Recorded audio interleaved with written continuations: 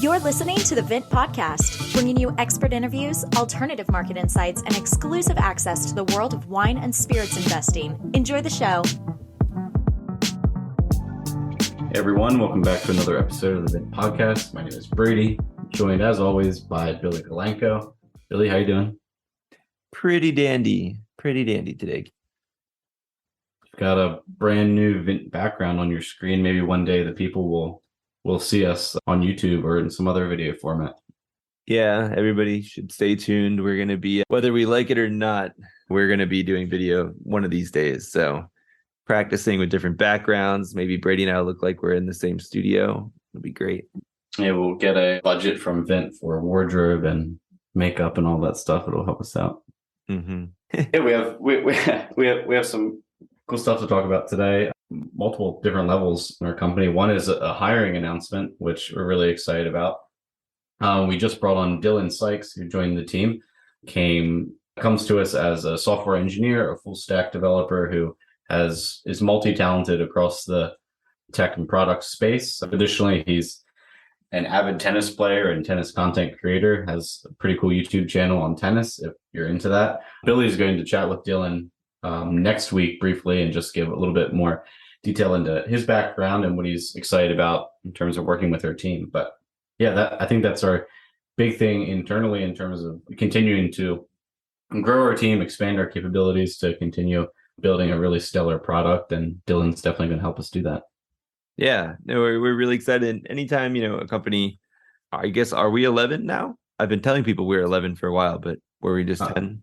Yeah, I think so. I mean, it would be super easy just to count, but we don't do public math as a lot of podcast hosts don't do. So we'll say number 11. And either way, when your team's so small, it's always anytime you hire somebody new, it's a big deal. And we go through careful, not only skills checks, but cultural fit kind of interviews as well. And then as this has been more on the tech side, Brady and I haven't interacted with him as much, but we all subscribe to his YouTube channel, which he can shout out next week. And we're really excited to have him on. I think it's going to be a great fit and excited to build more things on the website to make it work better. Not that it doesn't work well now, but there's always more that can be done. Now Patrick's going to come on and he'll have a bone to pick with us.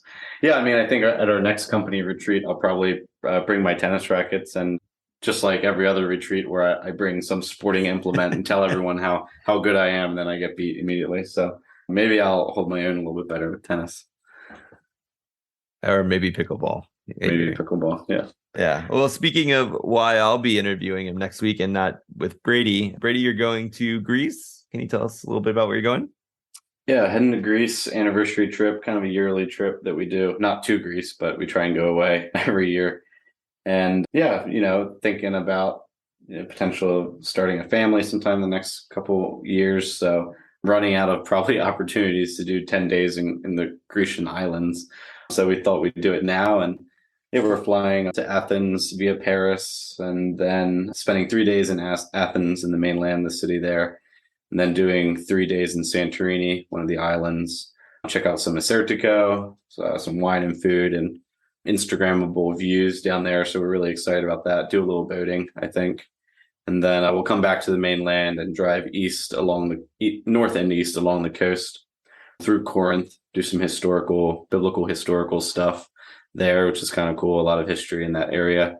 And then up towards Parga, which is sort of a coastal resort. Well, not resort, but vacationers holiday town that has, really beautiful architecture, kind of akin to if Charleston was built into a hillside type style with the pastel colors and kind of the villa style homes. So yeah, really excited to explore over there and hopefully drink some great wine and eat some good food, and just, really looking forward to the fresh seafood and hopefully really bright, vibrant, refreshing white wines.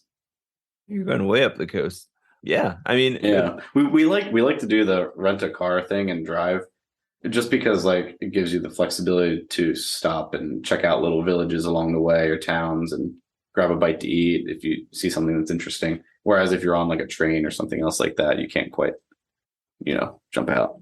Oh, I'm right with you. I mean, we are also big train people. I think both the train and the car, you can see a lot more than you can, and you get to know a place better. But I love the driving. For me, it's mainly so I can stop out and just go take pictures of vines. He always Yeah. doesn't like that kind of stuff. But you're I don't going to know be going. I don't know if it's like this everywhere in Europe, but like our flight from Athens to Santorini was like $40 person. Oh yeah. Well, I mean, It's a 1 hour flight, and that's like the only flight they do, right? It's Athens, Santorini, and then if you want to go to the other islands, if you want to fly, you have to go back to Athens, and then Athens, like to Crete, Athens to Mykonos or whatever. So yeah. I mean, the intra-European plane flights used to be even cheaper. They used to be so cheap, and now after COVID and some consolidation and stuff, it got a little bit more. But well, the base fare was like $19, and then we're adding obviously our check bag, like 2 check bags and stuff. It ends up being more, but yeah, the base fare is like $25, something like that. That's awesome. Well, when you're going, so I'm looking at a map now just to make sure I know where these towns are. But Corinth is close to the Peloponnese, which is that kind of that whole peninsula island thing. I mean, I guess it's a peninsula connected by isthmuses, but that area is known for its Ioritiko, which is a red wine. I spent my weekend in solidarity reading about Greek wines to be able to chat with Brady. So you should be able to get some red wines there. That'll be kind of interesting. They're like that island has mountains, so although it's further south, the altitude allows some of these red wines to become really interesting. So I think that would be fun, and yeah, you'll be able to balance. There is a couple other white wines that I think you'll be around, but I think the Assyrtiko will be stellar. They grow it in some other places, and then I think that Ioritiko there will be cool. And maybe you'll be able to get some wines from further north as well. That'd be nice. Yeah, I'm interested to see once inevitably I'll come back and be like, this is the best thing ever. This is, these are the wines we need to be drinking all the time, and I'm not going to be able to find them here in the States. So I'm looking forward to 4 weeks from now when I'm standing in a local shop trying to find something close to what I had over there. But well, so apparently I'll report back. Good.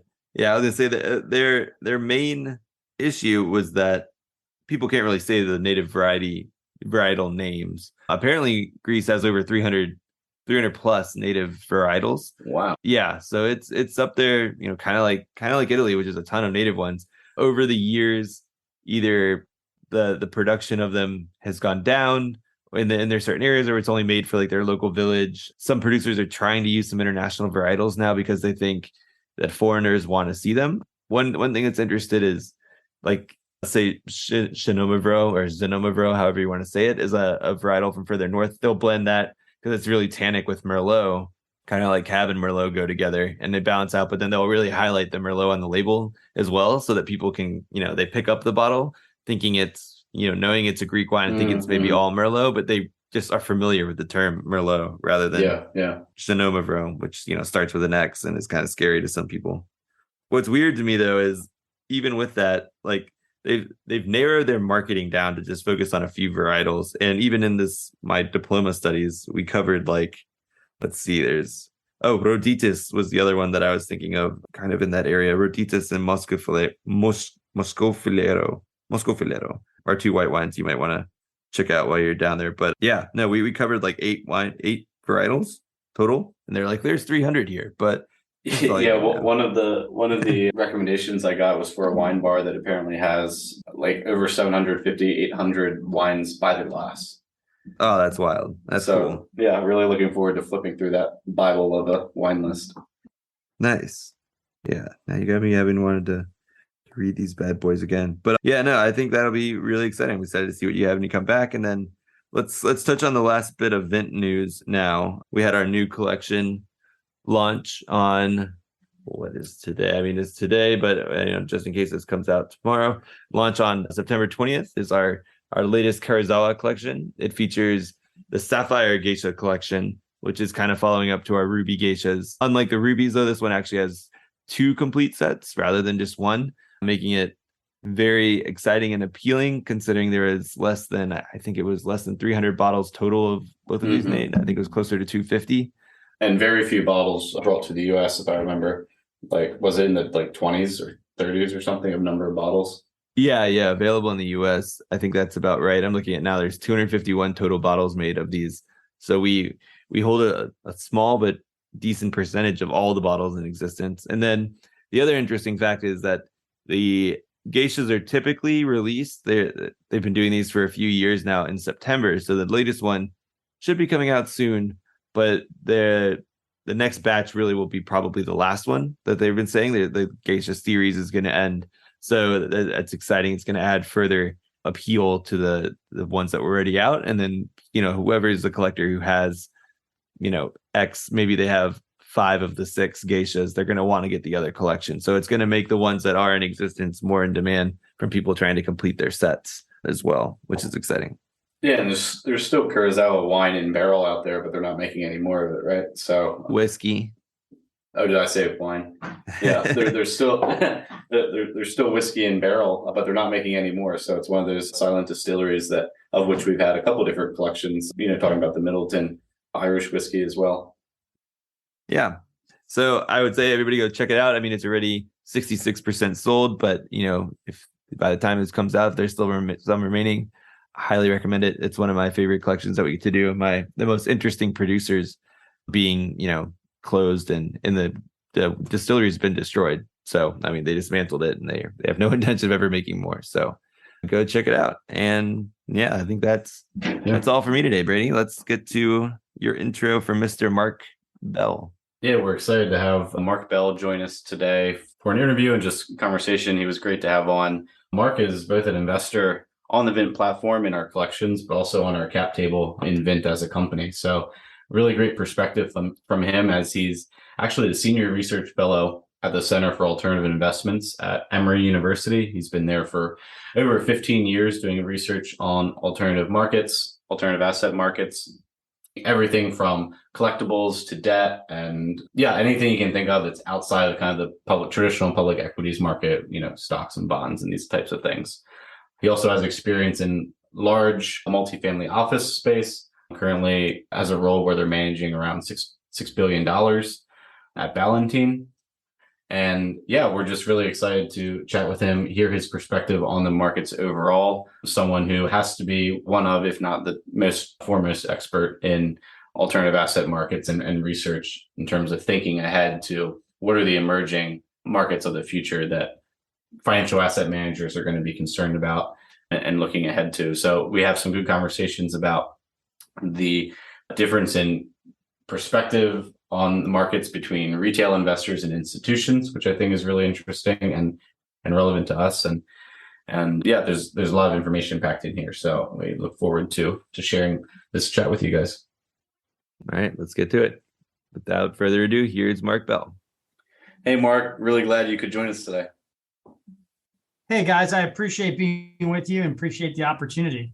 Yeah, this is great. This is not many times that we get to have someone on the pod who is both deep in alternative assets, has been involved with Vint, both as a company and kind of as we've grown, but also as an investor on our platform. So really excited to hear your perspective on the market. And maybe you could just give our listeners a sense of who you are, what you've been working on, and just your background briefly.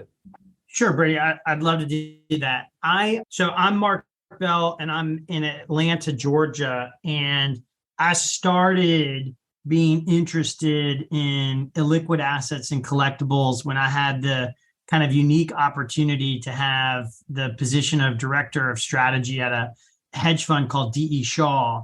And the neat thing about that position, in addition to being a really cool firm that was doing a lot of cool stuff, was that was the job that Bezos had before he started Amazon. I have not had the similar success, but I am still married, so I'm winning at least on that front. But very, very interesting firm. And part of my job was to find new areas to invest in. And so one of the areas I spent a lot of time thinking about was collectibles, and was collectibles an area that we could invest in as a firm. And at that time, 20 plus years ago, maybe a little more than that, there was a lot of inefficiencies in the market and there was a lot of institutional interest, but we ultimately determined there was no real way to put money to work in a meaningful way. And so the depth and growth of those markets and the advent of fractionalization have been kind of revolutionary in the development of those asset classes. So if we fast forward, I came back to Atlanta and started working with Emory about 15 years ago in what today is called the Center for Alternative Investments, where I've taught a course called Frontiers of Illiquid Investing, which I know wine is the most liquid asset, probably is not appropriate, but the course focuses on new areas of investment like reinsurance, timber, art, NFTs, and increasingly areas of collectibles. And what we try to do is, rather than talk about, what's fun, is to look at numbers and really try to build as robust of data sets as we can, and with those data sets, create indices, and with those indices, predict how these assets would behave in portfolios. Do they increase diversification? Do they increase what we call Sharpe ratio? And so we've spent a lot of time on that, and students are very interested in it because it brings into focus a lot of what they've learned during their time in business school. So, this week we're doing data as an asset class and how to think about data. Last week we did, or next week we might do NFTs or something to that effect. But that is a passion and something I've spent a lot of time in and around. But I also manage the private equity and the illiquid part of Balentine, which is a multifamily office and RIA out of Atlanta. We manage about $6 billion on behalf of a couple hundred families. And those families also are very interested in collectibles, how to think about it. They're interested in digital and new assets and how to think about them.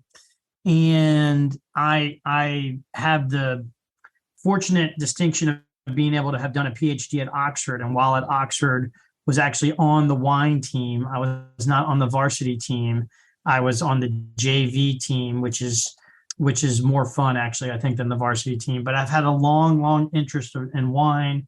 My father was part of Knights of the Vine and was a wine collector. And so I was really excited when I encountered Vint and started building my own portfolio of wines, really, that I could never, personally afford. And frankly, if I owned them, I really wouldn't necessarily want to drink them because they're valuable and going up in value. And so then all that culminated maybe, last year or this year when was asked to actually be part of the cap table. So I'm delighted to not only be a customer, but an owner. And I'm really excited about what the site's doing.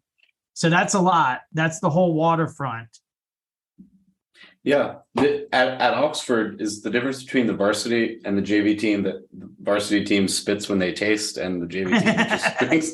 The difference between varsity, JV, and everything at Oxford is who plays against Cambridge. So if you are good enough to go against Cambridge, that's effectively the varsity. But no, so I was not strong enough to be able to kind of tell you both grape region and vintage, but sure, I at least could get my bottle shapes right. So that was good enough. Yeah. You mentioned institutions in kind of the first part, the details that you were going into, institutions being interested in illiquid and alternative assets, but not seeing a viable way to deploy money into those spaces. Right.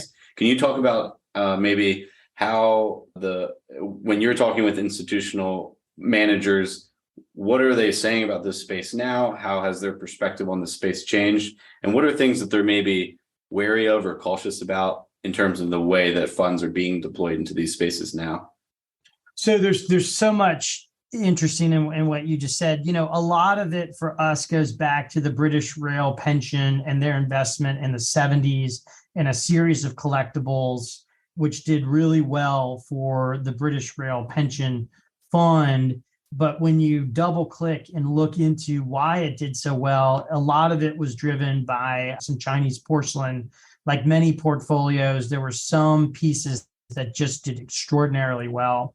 Institutions are interested in how they can find assets that, achieve two things. One, outperform, and two, are not correlated to equity markets.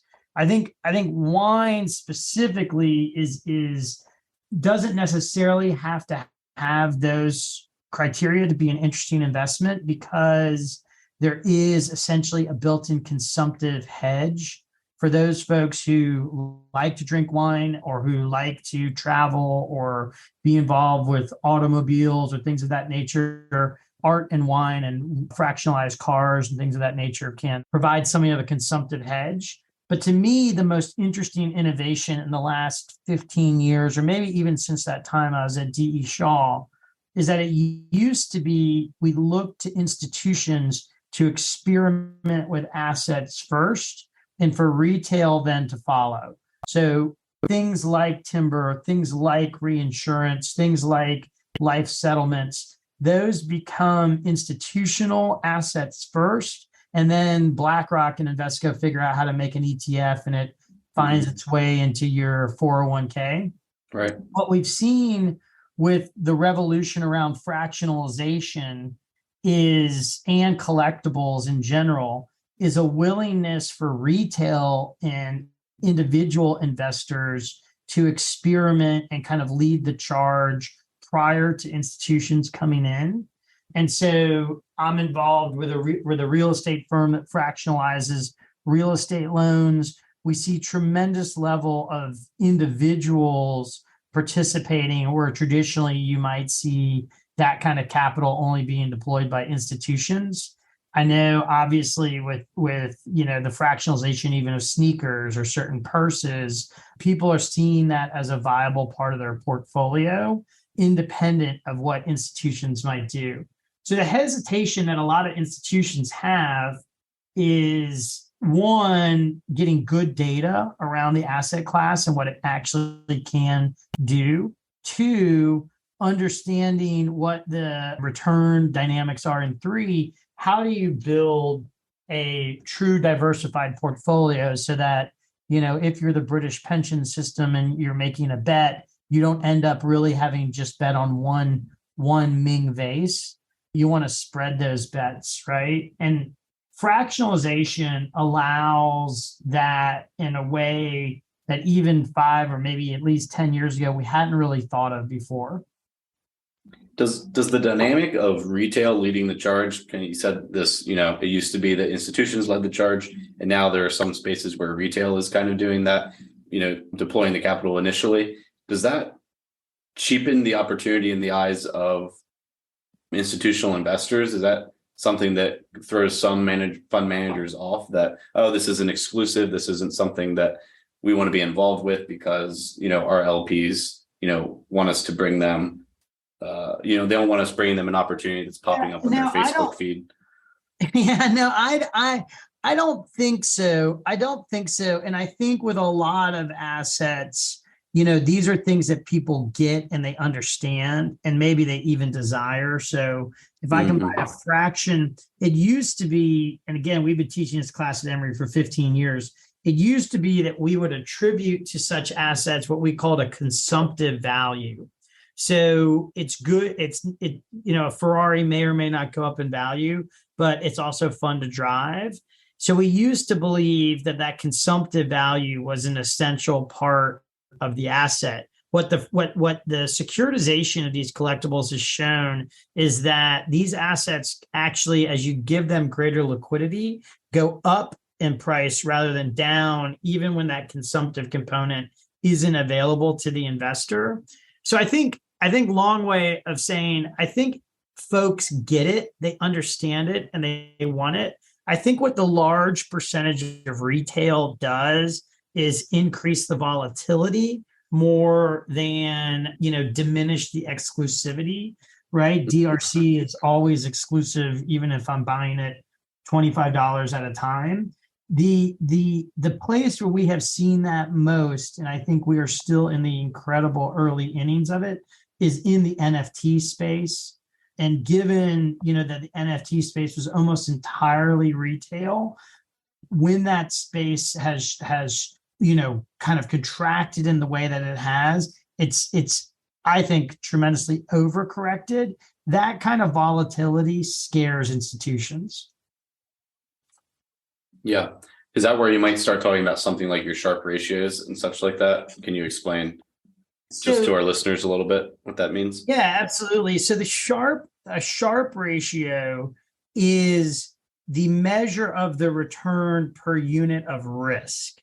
And usually folks are going to define risk as volatility, price moving up and down, or risk of loss. And so what some of these collectible assets can do, or it's hoped they can do, is provide different sources of return than equity risk.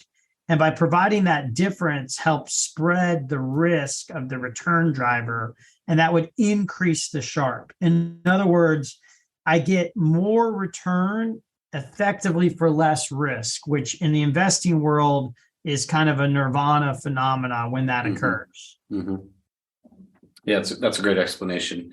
You mentioned the idea of illiquidity in the markets being more or less efficient over time. With fractionalization, they're becoming hopefully more efficient, more accessible.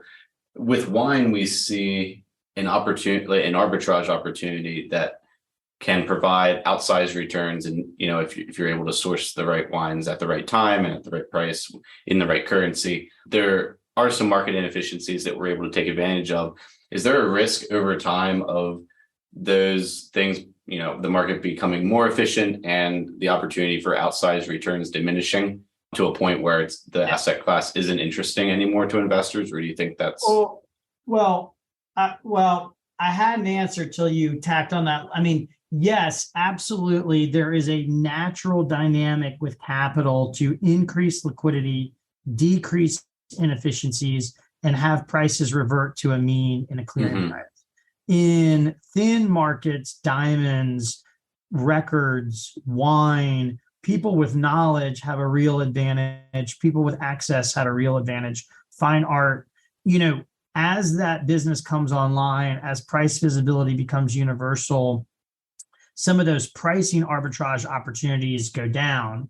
Investors at that point have to either believe in the appreciation of the asset, which has been tremendously strong, or in the what I would call consumptive hedge, i.e., I want to consume wine in the future. I can buy it now to protect myself on price. That's assuming there's no efficiency or inefficiency in the buy-sell spread. So essentially the way we measure illiquidity is bid-ask spread, the difference between what someone wants and what someone pays. So if you think about Microsoft, if we wanted to go buy Microsoft right now, it's very deep liquid market, right? But even the first growths, there is a bid-ask spread, and those markets take time to clear.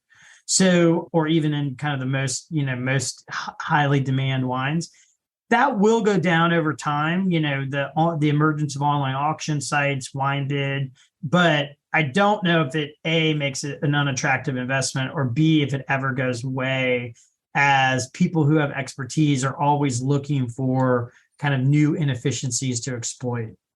Yeah, I was going to tack on to that then. Once they do become more efficient and in theory less volatile, so preventing some of those more outsized gains potentially, but maybe that's when the institutions start becoming more interested, I guess, because that volatility from the retail investors kind of limited. Would that be the case? So Billy, ask that and one more time in terms of would it become more the case that the institutions would come in once the retail is kind of arbitraged away the inefficiencies? Yeah, I guess if the market and the liquidity scales to a point where it's more predictive, I guess, and it's more consistent, I guess that would be easier for larger scale investors to come on, is kind of what I was getting at. Yeah. And I think, there's always winners or losers early into a market, right? I mean, there's always, and markets are efficient. And so for there to be high returns, there needs to be some commensurate level of risk, or else that would get arbitraged away. It's still at D.E. Shaw, not to speak too much of a former employer, but, pretend we had $10 billion, and we were levered. It's still difficult to put $100 million to work in wine. It's still even difficult to put $100 million to work in art. And it's almost impossible to do it in kind of a diversified way without moving the market. So because these markets are so niche, big capital flows are kind of just structurally prevented from coming in. But I do think as folks evolve and thinking evolves and the research and the data evolves and we have more and more information, people will see that collectibles are an area to allocate to that have good return dynamics and good portfolio construction. So I do think we will have the option in the future to invest in wine in our 401ks. I don't think that's in the next 5 years, but I definitely think it's in the next 10. Some type of ETF, some type of security you could select inside a qualified account, which is where most Americans hold most of their assets. Yeah, we talk a lot, I think, internally about efficient diversification and how this fractional model kind of allows for that, right? Mm-hmm. If you have $1 million to invest, you'd be spending 10% of your portfolio to buy, DRC and a 3-bottle OWC. So that's not very efficient. When we say efficient diversification, what comes to mind for you, and what are you looking for when you're trying to be efficiently diversified, capital efficiency into these asset classes? Well, there is a cost of complexity, right? And so if you have 1,000 positions, so for me, I think of, what I call exotic beta. So betas that are different than equity beta. And I would say wine or cars or collectibles are one of those betas. And then there is a view towards alpha, i.e., if I could own the entire wine market, what would that return profile look like? We really can't answer that question very well. We're getting better at it. And thanks to some of the work y'all have done, we're getting better still. But there then is a question of, well, what if I could do better than the wine market? And I think a lot of folks have, there's basically two predominant strategies for how you would do better than just the market itself. One is a blue chip strategy, and the other is essentially an emerging strategy, right? One's kind of an LBO type approach in the private equity world. The other is kind of the venture capital approach of trying to identify wines that will become far more sought after. So those are some of the ways that I think about that aspect of the investment. But I don't know if that answers kind of the question.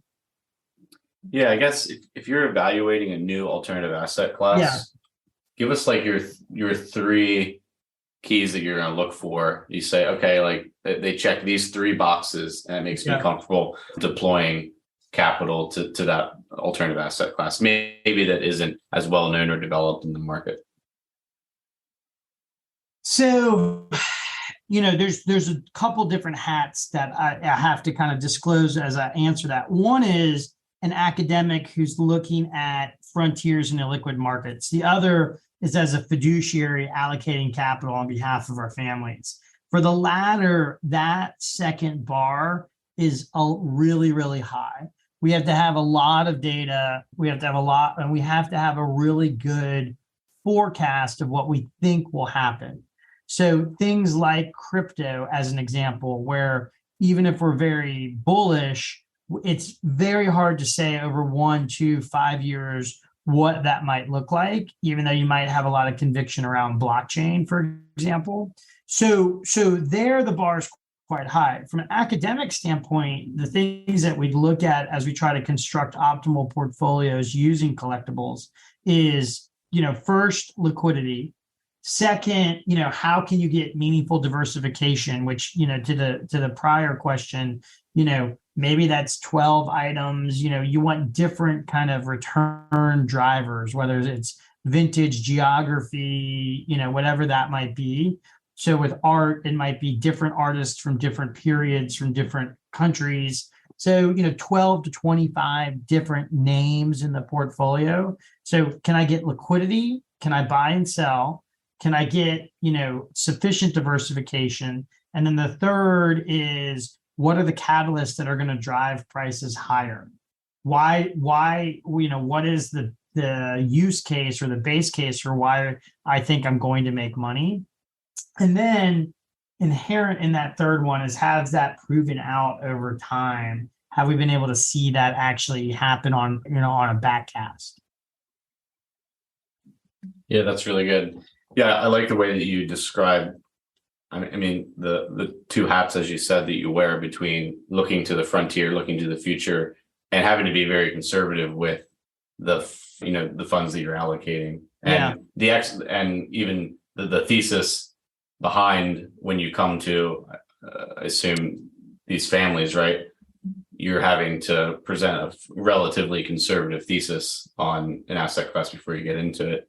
What's the difference between a product that is interesting, cool, fun, like a Ferrari? Yeah. And how does it cross over into an asset? Yeah. So again, we look at something like reinsurance, which is in the news right now because it's really a lot of it around catastrophe is making bets on hurricanes. We just had a very large event, obviously in Puerto Rico. That is not a fun asset, right? I mean, people aren't like, wow, I'd love to bet on Japanese earthquake, or Buffett is very good at that business. He might. But that is an asset that institutions and hedge funds have pioneered, which today, you might see in someone's 401k on a retail basis. From the retail end, we think of it a little bit differently, which is there are certain speculative assets where you're essentially speculating.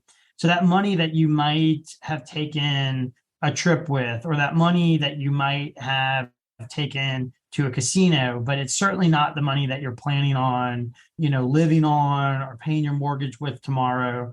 That is where you can start to, invest, get educated, make investments around emerging assets.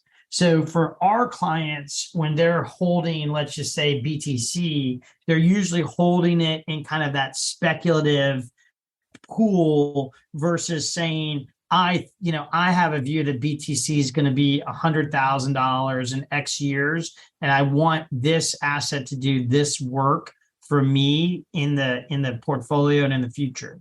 So we don't, other now with Ferraris or wine, the work that the asset might do is to essentially hedge my own consumption, and that's work enough. Otherwise, we don't have, or we don't offer kind of a price forecast of where we think we can go.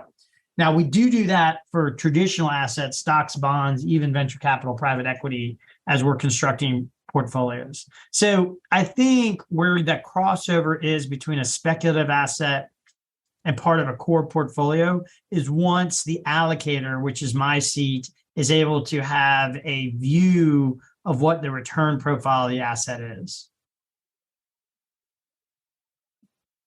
Yeah, that makes a lot of sense.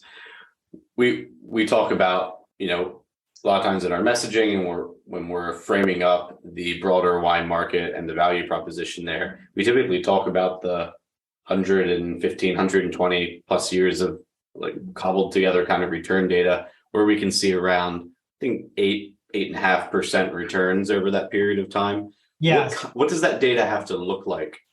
What have to be? What does the bones of that data have to be? I assume I can't just walk into a fund and say, hey, look, we have these numbers and it goes back to the early 1900s and we're seeing 8.5%, annualized.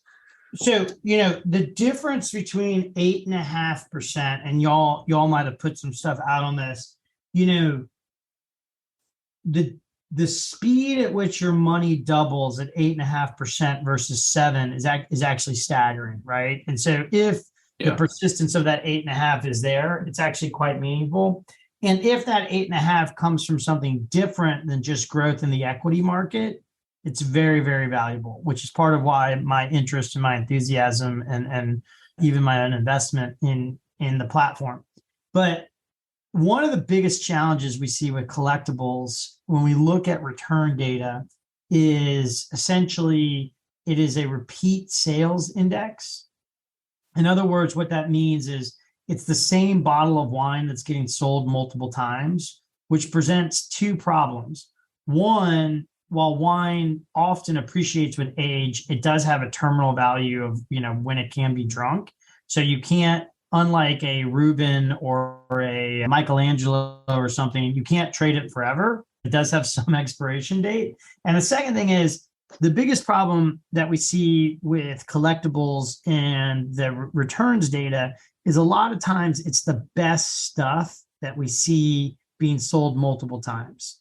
So it speaks to, if you want to try to imitate those returns, you need to probably be buying the best. But people generally don't keep records of, kind of not great stuff that they're buying and selling, or bothering to sell it multiple times, or holding it for sale. So I'm not buying a bunch of yellowtail and putting it in my garage and hoping to sell it in 30 years for more. And if I did, there's probably very limited records of it. So with art, with cars, it's the best that are kind of grabbing, that appear in the data. And so when we try to say, what does the asset do as a whole, we're a little bit, just talking about, say, the stock market equivalent of the Dow Jones. Well, the Dow Jones over time does really well, but people come in and out of the Dow Jones. So when we think about the world of art, there are certain artists who have come in and out of favor. There are artists such as, say, Damien Hirst, who've seen serious corrections in their pricing.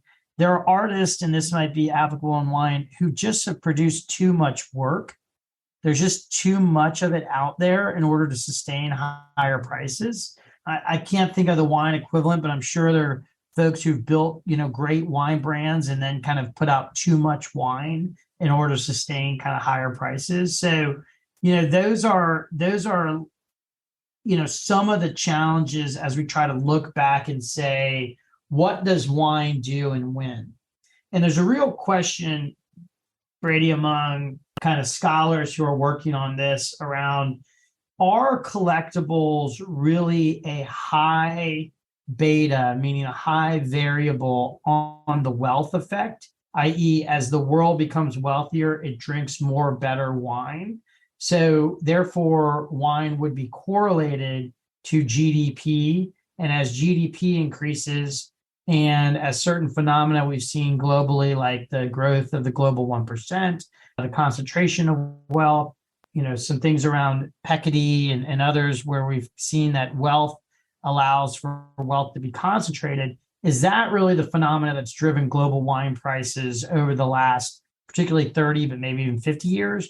Or is it an asset class that's independent of that and has its own return drivers around quality, around education, around brand? And, I wouldn't say folks are evenly divided. I'd say about 70% of folks are in the first camp and maybe 30 are in the latter. Yeah, Billy, do you have anything to add about the art market based on some of your background? I didn't know if that was of interest in terms of talking about this conversation. I mean, a little bit. My mind started wondering a little bit, like on somebody like Hockney. Yeah, like he commands high prices, but yet he is fairly prolific and he's still producing. I mean, it depends. I mean, some of his mediums have changed over time, but I was just thinking about somebody like that who maybe certain categories of their work may maintain their value, whereas. So Hockney, again, Basquiat. So one of the Hockney is incredibly interesting, in part because I think many people believe once he has passed and there's no longer new work, the existing work will appreciate meaningfully. So as a catalyst, we see the death of the artist as a meaningful catalyst for prices. It's not actually the biggest catalyst. The biggest catalyst is essentially world-class museum exhibitions, even for established artists like Kandinsky that might have a retrospective. Those retrospectives will drive prices higher. But death, because it creates a view to the finite amount of the art, is super important. But what's so important about Hockney and many of the very, very collectible artists is their work is immediately recognizable and identifiable. And so they have a super strong brand that communicates. So a lot of people believe that art and art investing is about prestige, and that when we were tribal people, prestige and where you sat among the group was very important because you didn't want to be kicked out. So nobody wants to look dumb around art. No one wants to say this big splash of yellow is really the thing. They want others to tell them that Picasso, Warhol, Hockney are good.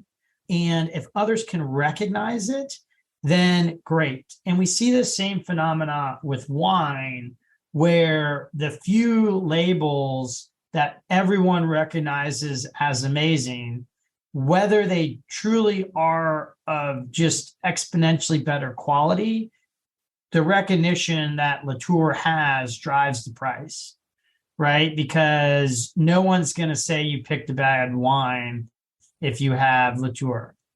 And in the same way, no one's going to say, gosh, you're such an idiot of building a collection of Picassos. And part of that is when you walk into your house, you say, wow, is that an Albers? Is that a Picasso? Is that a Hockney? Oh, wow. Is your, cellar full of Colgan and Schrader or whatever it might be, that people say you must really know your stuff. So there is a social signaling, there is a prestige element, but those brands are very real. That's not to say that Hockney's not a great artist or Colgan doesn't make a great wine. Yeah, no, that makes a lot of sense.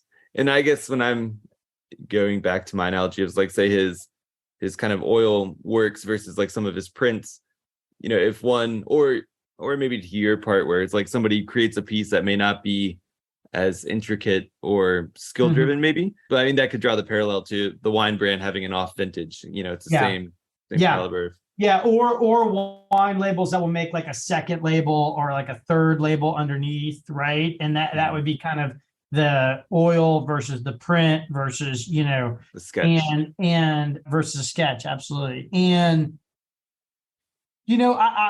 I do believe in aesthetic merit. I mean, I know that isn't the purpose of today's conversation, but I mean, I do believe some art is better than others, but I'm most interested in the academic work around wine and art, not necessarily of what is better, but how markets respond and what roles they can play in portfolios, and how can we build robust data that's free from, aesthetic interpretation. But that's not to say many people are very critical of the work and think that I hate art or I want to reduce everything to money. And that's not at all the case. And I think most people who are interested in wine and love wine and are passionate about wine are not that way. They are interested in food and culture. They're interested in dirt and terroir. They're interested in the environment. They're interested in the different techniques. They're interested in the intricacies of wine, the same way people are interested who are interested in art are interested in the production techniques. And so it's not an effort to reduce wine and take the enjoyment out of wine as much as it is to evolve a conversation around how we think about financial assets. And in the same way, for example, that timber was traditionally an industrial asset. Timber used to be owned by people who were making boards and making paper. And today, timber is a financial asset. It's owned by Stanford and the University of Chicago. It's owned by people who then sell it to people who need to, make boards and wood and paper. I think we will see something similar among the great watches, the great wines, the great cars, where increasingly people will own fractions of those as financial assets. It makes a lot of sense. So you don't have shoe boxes, baseball cards, and Rolexes in your case. Are you a wine? Would you call yourself a wine enthusiast? Yeah, absolutely. I mean, I a poor one, right? So, but yes, I'm very interested in wines for a lot of those reasons I articulated. You mentioned baseball cards, right? I think it is very hard for us to explain the strength of resurgence in baseball cards. And our view over the last 10 years was that comic books and baseball cards had really succumbed to eBay and total price transparency across the market, to y'all's earlier question, had kind of flattened pricing and decreased the ability to kind of, have any real market momentum. We've seen since COVID tremendous interest in baseball cards. And I think, and I don't know how applicable it is for the site, for y'all's site, but I think there is a joy in collecting. And I think as people have been kind of locked in their homes, they've refound the joy of wanting to find that record that had the misprinted album cover or the baseball card that they were missing from their collection, and hunting that down and adding it to the collection is a fun thing to do. The same way putting a puzzle together is enjoyable because the mind likes to see the patterns and the shapes fall into place. So the joy of collecting baseball cards has been a tremendous beneficiary, and we've seen, particularly around the Ultra Mint Golden Age comics, a real strong price resurgence. Yeah, I've definitely taken up a bit of that, both in wine and in baseball, and especially as my home team Orioles are starting to build up a good farm system and stuff. It's been fun to collect the low A baseball cards from the up and coming players, and kind of tracking eBay and watching the prices move as they hit their first home run and other things like that. It's kind of cool. Yeah, and in my mind, I think there's a real opportunity for entrepreneurs, and we've worked on this for our families, of being able to actually list those assets, whether it's firearms or comic books or wine, and see that side by side with your stocks and your bonds and your cash and your checking. And rather than having to go on eBay and kind of hunt around and see what the price is, or mess around with Zillow and try to figure out what your house might or might not be worth, being able to really see people's kind of net worth move in real time, I think is something that, as people make these fractional investments across the internet, something that consolidates and allows them to see it in some kind of wallet will kind of emerge. And that will be a pretty addictive thing to look at during the day. Yeah. Well, Mark, we really appreciate your confidence, obviously, in our model and this industry, and all that you were able to share today. I think it'll be really interesting for our listeners. And I mean, it's been really helpful for me contextualizing the markets, and those different hats that you wear certainly are, it's helpful to have that perspective for us. So I really appreciate your time. Absolutely, guys. I appreciate it. And I appreciate what you're doing in terms of creating a new market that I've certainly enjoyed. So keep up the good work. Thanks, Mark. Thanks, Mark. Bye-bye. See you guys. To check out our current offerings and to sign up for the Vint platform, find us at www.vint.co. That's www.vint.co. For questions, comments, or feedback on the Vint podcast, please email us at support@vint.co. Vint and VV Markets are offering securities pursuant to Regulation A. Our offering circular as amended can be found on the SEC website. Past performance is no guarantee of future results. Investments such as those on the Vint platform are speculative and involve substantial risks to consider before investing. We may provide communication that may contain certain forward-looking statements that are subject to various risks and uncertainties. Information provided in any communications, including this podcast, is not legal, business, or tax advice. All prospective investors should consult a legal, tax, or business advisor concerning the subject matter of any communications and any offering.